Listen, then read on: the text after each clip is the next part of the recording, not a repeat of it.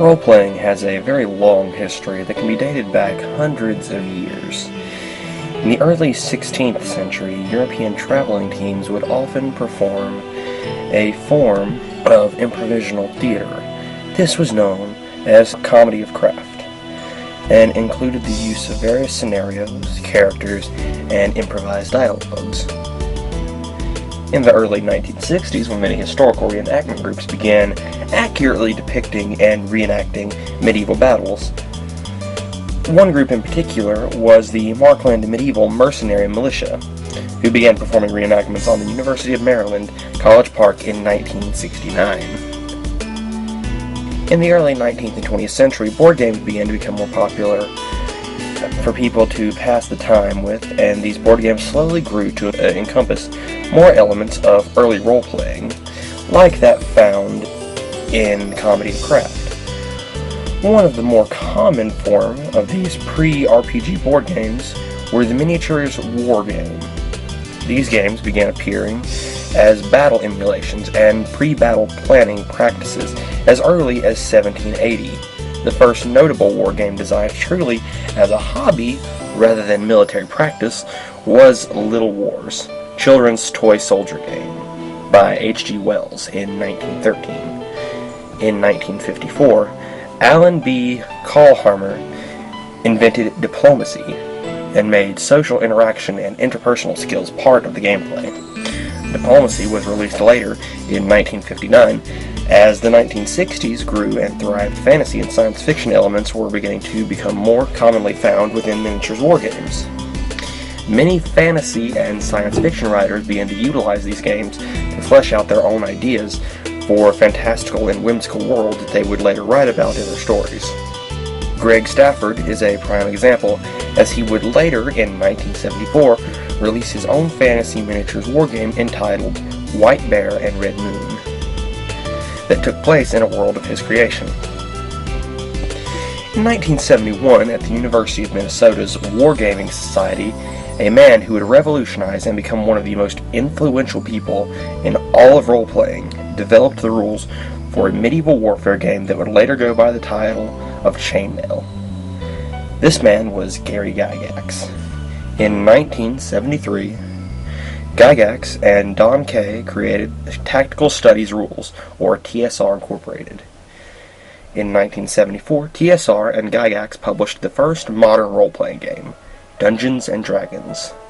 Written by Gygax and Dave Arneson, the game was initially designed to be sold in small amounts, Gygax himself expecting to sell only a mere 50,000 copies. However, the game soon began to gather cult followings, and not long after became a smash hit. The success of Dungeons & Dragons, D&D, would lead to the creation of various other companies and competitors to the game. Some notable ones include Chivalry and Sorcery, Traveller, and RuneQuest. Between 1977 and 1979, Gygax released an updated and improved version of his original hit Dungeons & Dragons under the name Advanced Dungeons & Dragons. This update was compiled and released over a set of 3 books, with various supplement books being released as well over the next 10 years. From this time, Dungeons & Dragons has seen massive success and continued to reincarnate and reinvent itself in its 3rd and 4th editions. Its competitors have grown and expanded as well into games such as Pathfinder, Shadowrun, and Thieves' World. Role-playing has since become a very notable hobby among many groups of gamers and storytellers alike.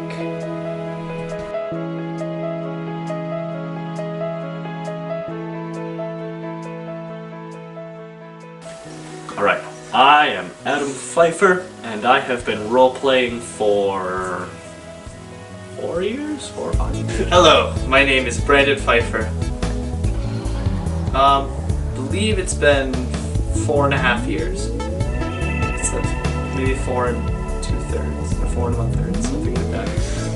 From my time role-playing, I have definitely improved in social skills.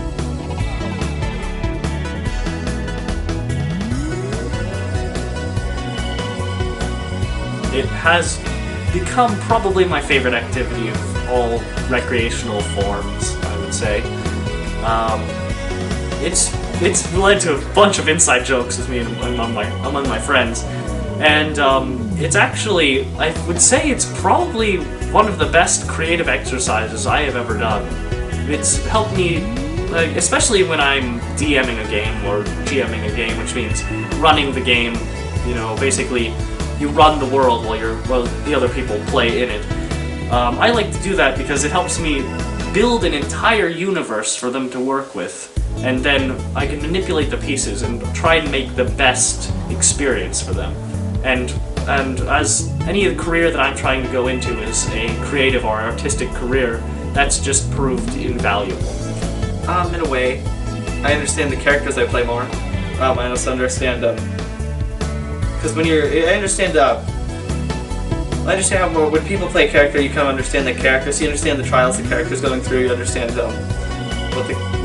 what each character is feeling. Also, because you design the character, but you also have to do the situations and think about the character situations. But then you also see how your friends play D&D. And that can also tell you a lot about themselves or others.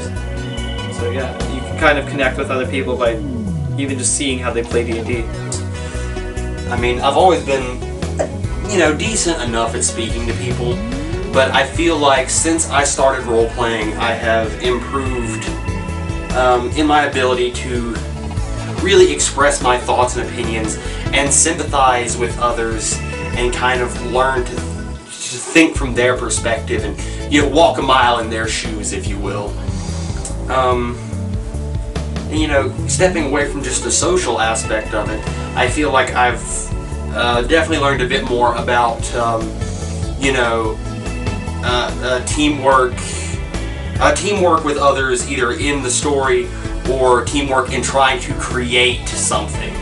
Because when setting up a D&D game, it's all about teamwork, Is this balanced? Is this fair? Is this fun? Is this dumb? Trying to take other people's opinions and feelings into consideration so that the group as a whole enjoys the experience, and it's not just one person dragging everybody else along the story. In order to create and participate in a roleplay, the first thing you will need, besides your participants, is a system to act as a set of rules for the roleplay. Allow me to explain the basics of a system using two examples that my groups tend to use during their roleplays. The first one is one known as the Candied Crow system, and it is similar to a very basic form of what you would see in many published systems. Let's start by looking at the character sheet, as I can explain most of the system just from it. Up at the top of the sheet, we have the character description. In this section, you will fill out your character's name, gender, age, race, class, alignment, a physical description, and personality quotes. Dropping down a section, we have character statistics. This includes the status and condition of your character, the skills that he or she might know, the major attributes, the level, and the experience points. Next we move on to the character inventory. This is where your character will keep track of all the items or possessions they have. It's divided into equipped items, utility items, miscellaneous items, carry weight, max carry weight, and wealth. Character details can be seen as an extension of character description. Here we have a section for your character's background, history, a section for any notes on family members or relatives, a section for personality where you can describe a bit about how your character acts normally, and mannerisms. And then lastly, if you're playing a roleplay where your character has the possibility of dying, then we have the cemetery, if your character should die in their roleplay. This includes the location, age of death, date of death, and the cause of death of your character. But hopefully you won't have to use that. And then below the cemetery is a general notes section where you can keep tabs and important information you've learned throughout your current roleplay. Now that you have your participants and your system, the next thing you'll need before you can create and participate in a roleplay is a story. This is either the hardest or the simplest part, depending on your role in the roleplay and just how creative you are as an individual. What else do you need before you can start this roleplay? Do you have some dice ready? A full 20-sided dice set is generally recommended. Some pencils, some paper, and some erasers. There are several other things you can get, but if you want to stick to the absolute basics, that's about all you'll need. We made it home, we started talking to the elder, then we started talking about the owls. Sheldon is going to move into the village. Sheldon is going to move into the village, and the elder advises us not to mess with the owls, but we're just going to do it anyway. Well, I suppose that takes care of everything, doesn't it? I suppose, but please do me the favor of staying away from any owls, for at least until I know it is safe. Shulkadir, Dulkin. Yeah? Go prepare for the festival. I have a few things to discuss with Medak here. Okay. So, I'll join you two later.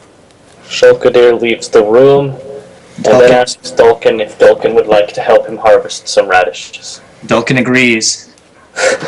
But he tells Dulkin that he has to save the radishes for tomorrow and can't eat them right now. Dulkin woefully agrees. What? Dulkin woefully agrees. Dulkin heartily disagrees. And okay. So, Shulkadir and Dulkin are off picking radishes. Yay. Okay. What is it that you wanted to see me about, Water? I wish to discuss the plans we have for our next expedition, as well as a few other matters. What is it that you have planned?